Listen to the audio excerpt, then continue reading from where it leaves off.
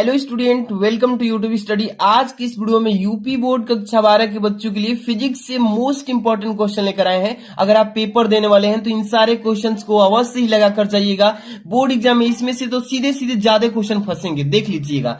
Lorentz बल किसे कहते हैं, ठीक इसके बाद एम्पियर का परिपथीय नियम, यहाँ पे एक मोस्ट इंपॉर्टेंट न्यूमेरिकल, ठीक इसके बाद सेल का विद्युत वाहक बल, धारा घनत्व, तो यहाँ पे इंपॉर्टेंट न्यूमेरिकल रखा गया। इसके बाद इलेक्ट्रॉन वोल्ट नति कोण किसे कहते हैं, सोफ्टवेयर किसे कहते हैं, यहाँ पे न्यूमेरिकल। जितने भी इस वीडियो में क्वेश्चंस आप देख रहे हैं ना, सभी मोस्ट इंपॉर्टेंट है और बोर्ड एग्जाम में इसमें से काफी क्वेश्चन आपको देखने को मिलने वाला है। तो वीडियो को तुरंत लाइक कर दीजिए, चैनल पे नए हैं तो सब्सक्राइब करके बेल आइकन प्रेस करके रखिए। डेली आपको ऐसी वीडियोस मिलती रहेंगी और तैयारी बहुत ही अच्छा हो पाएगा। तो वीडियो को पूरा देखिएगा। और सबसे पहला नंबर इसमें क्वेश्चन जो रखा गया है, लॉरेंज बल किसे कहते हैं, पेपर में बार बार पूछता है, इसलिए इसको अच्छे से थ्योरी को समझिएगा। और देखिए इस क्वेश्चन को वीआईपी में रखा गया है, वेरी इंपॉर्टेंट क्वेश्चन, ठीक है। सबसे पहले लॉरेंज बल किसे कहते हैं, एक बार अच्छे समझिएगा ना तो पूरा अच्छे से तैयार हो जाएगा। देखिए लॉरेंज बल किसे कहते हैं, देखिए लॉरेंज बल यानी कि चुंबकीय क्षेत्र में गतिमान आवेश इलेक्ट्रॉन पर लगने वाले चुंबकीय बल को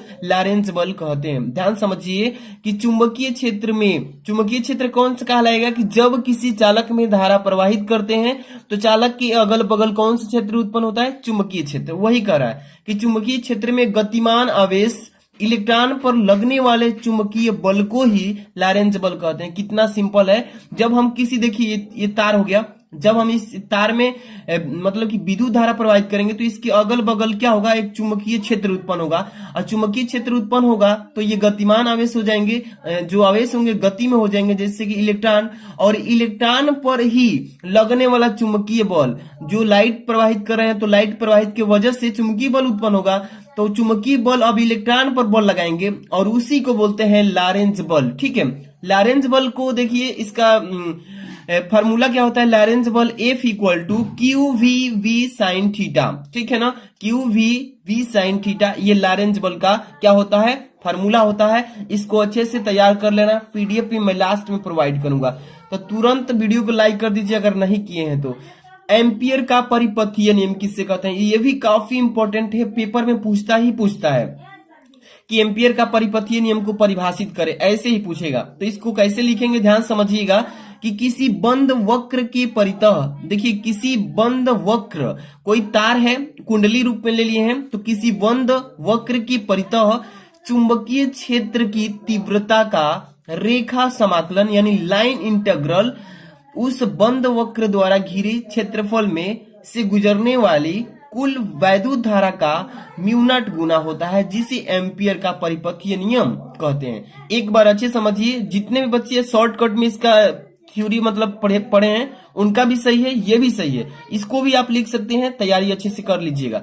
एम्पियर का परिपथीय नियम किससे कहते हैं, किसी बंद वक्र के परितः चुंबकीय क्षेत्र की तीव्रता यानी कि आई जो है चुंबकीय क्षेत्र की तीव्रता का रेखा समाकलन लाइन इंटीग्रल उस बंद वक्र द्वारा घिरे क्षेत्रफल में उसे गुजरने वाली कुल वैद्युत धारा का म्यू0 गुना होता है, जिसे एम्पियर का परिपथीय नियम कहते हैं, ठीक है ना। अब देखिए जहां पे म्यू0 क्या है, तो निर्वात की निरपेक्ष चुंबकशीलता है। क्या है, निर्वात की निरपेक्ष चुंबकशीलता है, निरपेक्ष चुंबकशीलता म्यू0 होता है, ठीक है। अब यहाँ पे इसका फॉर्मूला होता है, तो देखिए यहाँ पे integration C into vector B into vector D L equal to mu naught into I के बराबर होता है। ये वाला फॉर्मूला याद रखिएगा, अगर न्यूमेरिकल आए तो इसी फॉर्मूले के तहत आप करेंगे, ठीक है। अगला क्वेश्चन देखेंगे जो कि यहाँ पे न्यूमेरिकल टाइप्स क्वेश्चन है, इसको आप बहुत ही आसान तरीके से कर सकते हैं। जैसे कि दो बल्ब हैं, एक 60 वाट का है जिसमें 220 वोल्ट विभवांतर त्वरित किया जाता है, तथा एक 40 वाट का बल्ब है जिसमें भी 220 वोल्ट को 220 वोल्ट के मेंस से श्रेणी क्रम में जोड़ा जाता है। तो जब भी आप याद रखिएगा कि श्रेणी क्रम में जोड़ा जाएगा तो इसमें जो धारा प्रवाहित होगी समान रूप से प्रवाहित होगी।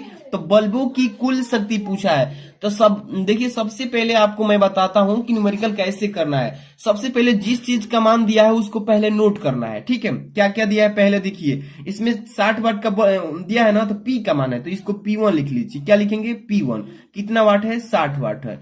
अब P2 कितना दिया है तो 40 वाट, P2 बराबर भी लिख लीजिए, कितना है 40 वाट है। इसमें भी विभवांतर समान रूप से दे रहा है, विभवांतर 220, इसमें भी 220, यहाँ पे भी बराबर लिख लीजिए 220 वोल्ट। ठीक है ना, बहुत सिंपल तरीके से बता रहा हूं। इसमें भी उतना ही है 220 वोल्ट।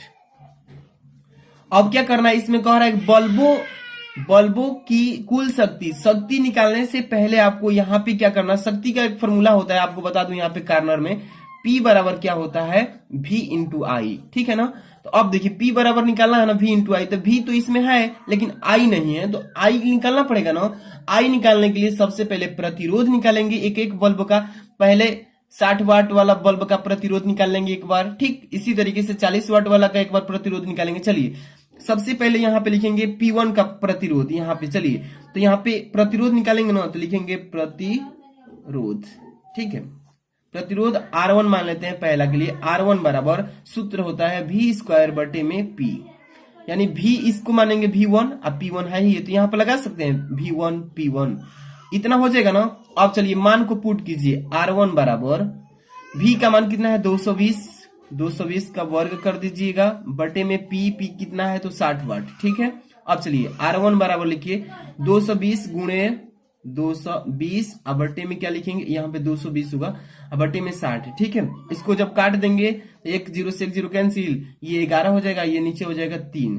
ठीक है, 2 से ऊपर नीचे काटे 3 से कटा देंगे, या इसको जब हम डायरेक्टली R1 बराबर लिख सकते हैं 220 गुणे 11 अब बटे में 3 से भाग दे देंगे और इतना से गुणा करके तो डायरेक्ट आएगा 807। ठीक है, ओम, ये आ गया हम लोग का R1।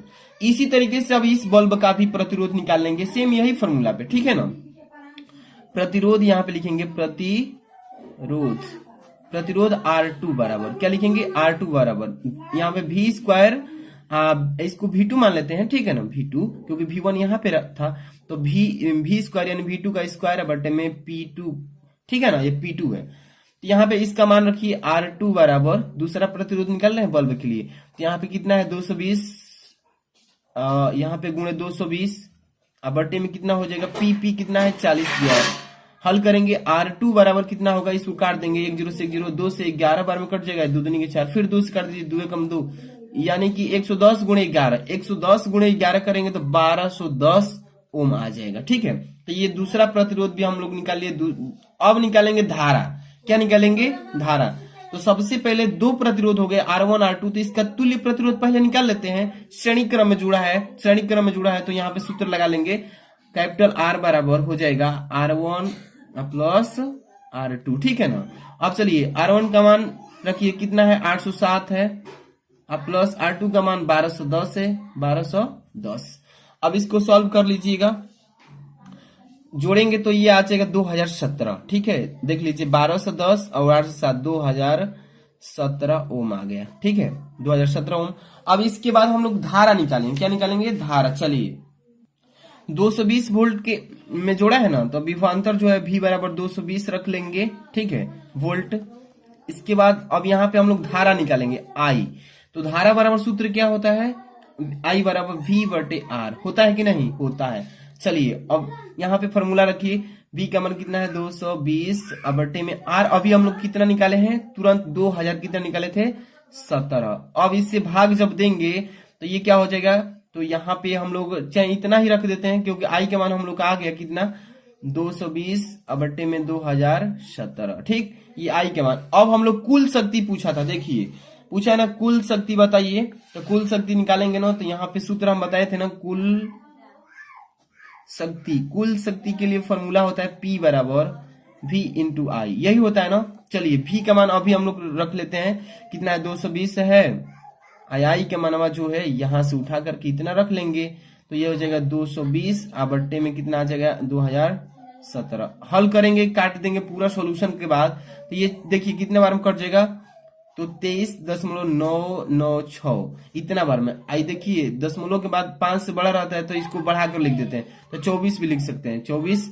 और यहाँ पे शक्ति का मात्रक वाट होता है, क्या होता है वाट, तो ये हो जाएगा इसका आंसर। ठीक है, इसी तरीके से आपको करना है। अगला क्वेश्चन चलेंगे, देखिए इसमें अगला क्वेश्चन है इलेक्ट्रॉन वोल्ट किसे कहते हैं। पेपर में 1 नंबर का तो ये पूछता है कि इलेक्ट्रॉन वोल्ट किसे कहते हैं, तो इसको तैयार कर लेना कि 1 इलेक्ट्रॉन वोल्ट इसको ईवी लिखते हैं। इलेक्ट्रॉन वोल्ट को क्या लिखते हैं? ईवी लिखते हैं। तो 1 इलेक्ट्रॉन वोल्ट वह ऊर्जा है जो कि एक इलेक्ट्रॉन पर जो ई बराबर होता है 1.6 गुणे 10 की पावर माइनस 19 कूलाम, वही कह रहा है कि जो कि एक इलेक्ट्रॉन पर 1 वोल्ट विभवांतर पर त्वरित होने पर प्राप्त करता है, उसी को 1 इलेक्ट्रॉन वोल्ट कहलाता है या उसी को कहते हैं। ठीक है, एक बार फिर से 1 इलेक्ट्रॉन वोल्ट किसे कहते हैं? 1 इलेक्ट्रॉन वोल्ट वह ऊर्जा है जो कि एक इलेक्ट्रॉन यानी 1 इलेक्ट्रॉन बराबर इतना 1 वोल्ट विभवांतर पर त्वरित होने पर प्राप्त करता है, 1 इलेक्ट्रॉन वोल्ट कहलाता है। ठीक है, इसको अच्छे से तैयार कर लेना। पेपर में 1 नंबर का ये पूछता है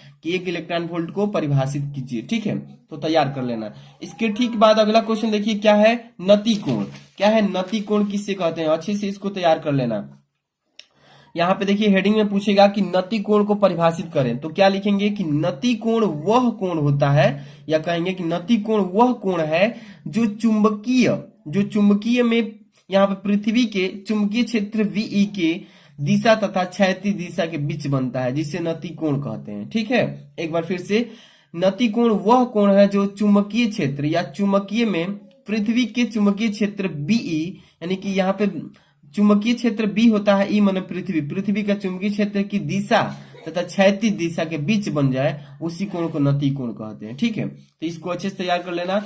इसके बाद है स्वप्रेरण। क्या है? स्वप्रेरण किसे कहते हैं? पेपर में ये भी पूछेगा कि स्वप्रेरण को परिभाषित कीजिए, तो तैयार कर लेना इसको। देखिए स्वप्रेरण किसे कहते हैं? किसी कुंडली से संबद्ध चुंबकीय फ्लक्स के मान यहाँ पे 2 बार लिख दिए हैं, एक बार होगा कि किसी कुंडली से संबद्ध चुंबकीय फ्लक्स के मान में परिवर्तन होने पर उसकी कुंडली में प्रेरित वैद्युत वाहक बल तथा प्रेरित धारा उत्पन्न होने की घटना को ही स्वप्रेरण कहते हैं। क्या कहते हैं? स्वप्रेरण। इसको अच्छे से तैयार कर लेना, पेपर में पूछेगा ही पूछेगा। वीडियो को जितने बच्चे अभी तक लाइक नहीं किए, प्यारा सा लाइक कर देना। और आपके लिए एक मोटिवेशन सुनाता हूं कि आंखों में नींद बहुत है पर सोना नहीं, यही समय है कुछ करने का, इसे खोना नहीं। यहाँ पे देखिए स्वप्रेरण का फॉर्मूला होता है एल। स्वप्रेरण को किस से डिनोट करते हैं? एल से, और एल बराबर होता है mu naught pi into n square into r upon 2। ये फॉर्मूला रख के आप न्यूमेरिकल अगर करना चाहते हैं तो यहां से स्वप्रेरण का फॉर्मूला से निकाल सकते हैं। ठीक है, इसको अच्छे से तैयार कर लेना एक एक क्वेश्चन को। अगला क्वेश्चन देखिए, ये है आपका न्यूमेरिकल टाइप। लिखा है यहाँ पे कि 10 पिको फायरड। क्या पढ़ेंगे? 10 पिको फायरड का एक संधारित्र 50 वोल्ट बैटरी से जुड़ा है और संधारित्र में कितनी स्थिर विद्युत ऊर्जा संचित होगी। तो यहाँ पे इसके लिए फॉर्मूला लगाएंगे। आप फटाफट से इसका सोल्यूशन बता रहे हैं। देखिए सबसे पहले जो चीज दिया इसमें उसको पहले तो नोट कर लेना है। ठीक है, चलिए सबसे पहले क्या दिया इसमें? यहाँ पे 10 पिको फायरड, तो ये संधारित्र सी बराबर मान दिया है कितना? 10 पिको फायरड। ठीक है, इतना तो नोट हो गया। इसके बाद 50 वोल्ट यानी कि विभवांतर दिया है, तो V का मान कितना है? 50 वोल्ट। ठीक है ना, इतना क्लियर हो गया। अब देखिए इसके बाद सबसे पहले हम लोग क्या करेंगे, देखेंगे कि जो मान दिया है सही मात्रक में दिया है या नहीं। तो देखिए संधारित्र का मान जो दिया है 10 पिको फायरड, तो संधारित्र का मात्रक होता है केवल इसका फायरड में होता है, लेकिन पिको फायरड में दिया, तो पिको फायरड को फायरड में चेंज करेंगे। तो यहाँ पे देखिए 10 की पावर माइनस 12 से यहाँ पे गुणा कर देंगे तो फायरड में चेंज हो जाएगा। देखिए 10 यहाँ पे गुणे 10 की पावर माइनस 12, यहाँ पे फायरड लिख सकते हैं, फायरड। ठीक है, अब चेंज हो गया पिको से किस में? फायरड में। 10 की पावर माइनस 12 से गुणा करा दिए तो ये तो वोल्ट का मात्रक, विभवांतर का मात्रक वोल्ट होता है। ठीक है, अब संधारित्र स्थितिज ऊर्जा का फॉर्मूला लगाएंगे। पूछा है ना कि स्थितिज ऊर्जा, संचित ऊर्जा मतलब स्थितिज ऊर्जा,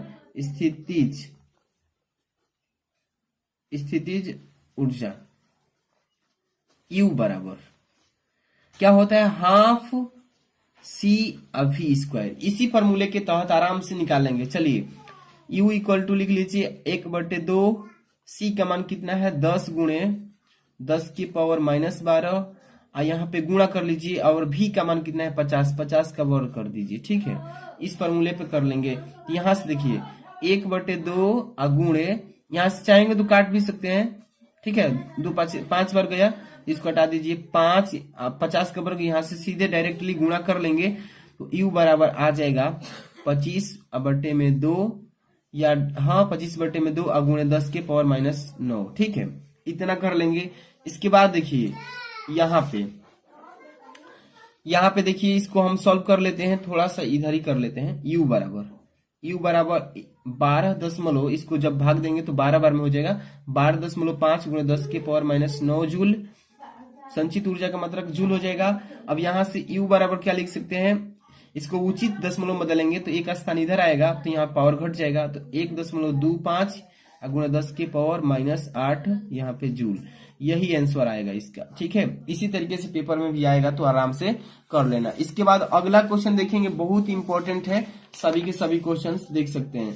अगला क्वेश्चन इसके बाद क्या है, देखिए लिखा है कि सेल का विद्युत वाहक बल किसे कहते हैं। पेपर में 100% ऐसा क्वेश्चन आता है कि सेल का विद्युत वाहक बल किसे कहते हैं। तो इसका परिभाषा लिखेंगे आप, देखिएगा ध्यान से कि एकांक आवेश का मतलब कोई इलेक्ट्रॉन ले लीजिए या प्रोटॉन ले लीजिए। ठीक है, तो यहाँ पे एकांक आवेश को पूरे परिपथ, यानी परिपथ मतलब सेल सहित है, ठीक है, उसमें सेल भी रहेगा, तो एकांक आवेश को पूरे परिपथ में प्रवाहित यहाँ पर देखिए करने में सेल द्वारा दी गई ऊर्जा को सेल का विद्युत वाहक बल कहते हैं। एक बार फिर से इसको समझिएगा ध्यान से, आप ही लोग के लिए 2 बार पढ़ा रहे हैं इसको कि सेल का विद्युत वाहक बल किसे कहते हैं। तो एकांक आवेश को पूरे परिपथ का मतलब जितने भी आप फिगर बनाए हैं, जिस भी चीज को रखे हैं, उस पूरी परिपथ की बात कर रहा है। ठीक है ना, तो यहाँ पे आपको अच्छे से समझना जरूरी है कि कह रहा है कि एकांक आवेश को पूरे परिपथ में प्रवाहित करने में सेल द्वारा दी गई ऊर्जा को सेल का विद्युत वाहक बल कहते हैं। अब देखिए विद्युत वाहक बल को ई से प्रदर्शित करते हैं, इसका फॉर्मूला होता है E बराबर W/Q। ठीक है, W/Q। यहाँ पे देखिए W जो है उसका कार्य हो जाएगा, Q जो है आवेश हो जाएगा। वही लिखा है कि E बराबर W/Q होता है। तो इसको अच्छे से तैयार कर लेना, सेल का विद्युत वाहक बल पेपर में आएगा ही आएगा। इसके बाद अगला है आपका धारा घनत्व। धारा घनत्व किसे कहते हैं, किसी चालक में किसी बिंदु पर, ध्यान समझिए, ये धारा घनत्व का परिभाषा की किसी चालक में किसी बिंदु पर प्रति एकांक क्षेत्रफल से अभिलंबवत गुजरने वाली धारा को उस बिंदु पर धारा घनत्व कहते हैं। पेपर में आता है धारा घनत्व को परिभाषित करें तो लिखेंगे किसी चालक में किसी बिंदु पर प्रति एकांक क्षेत्रफल से अभिलंबवत गुजरने वाली धारा को उस बिंदु पर धारा घनत्व कहते हैं। इसे किस चीज से डिनोट करते हैं, तो जे से। धारा घनत्व किस चीज से प्रदर्शित करते हैं, जे से दिखाते हैं, यानी कि प्रदर्शित करते हैं। अब इसका फॉर्मूला होता है धारा घनत्व यानी कि जे बराबर I/A। आई क्या है तो यहाँ पे धारा हो जाएगा, ए क्या है तो यहाँ पे क्षेत्रफल हो जाएगा, एकांक क्षेत्रफल। ठीक है, इसका मात्रक होता है धारा घनत्व का एम्पियर प्रति मीटर स्क्वायर। क्या होता है, एम्पियर प्रति मीटर स्क्वायर। इसको अच्छे से तैयार कर लेना, इस तरीके से पेपर में आता है। इसके बाद है लास्ट क्वेश्चन, ये न्यूमेरिकल, बहुत ही इंपॉर्टेंट न्यूमेरिकल है। पेपर में देख लीजिए 2020 में पूछा है, 22 में भी पूछा था, लेकिन मैं यहाँ पे नहीं लिख पाया हूं।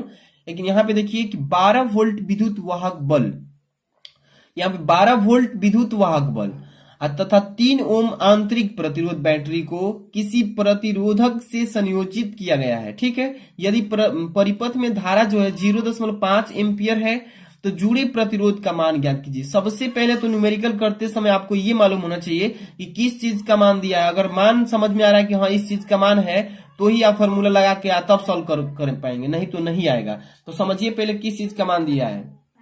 सबसे पहले 12 वोल्ट दिया है ना, ई का मान दिया है, विद्युत वाहक बल, यहाँ ई लिख लेते हैं 12 वोल्ट। ई बराबर क्या लिखेंगे, 12 वोल्ट।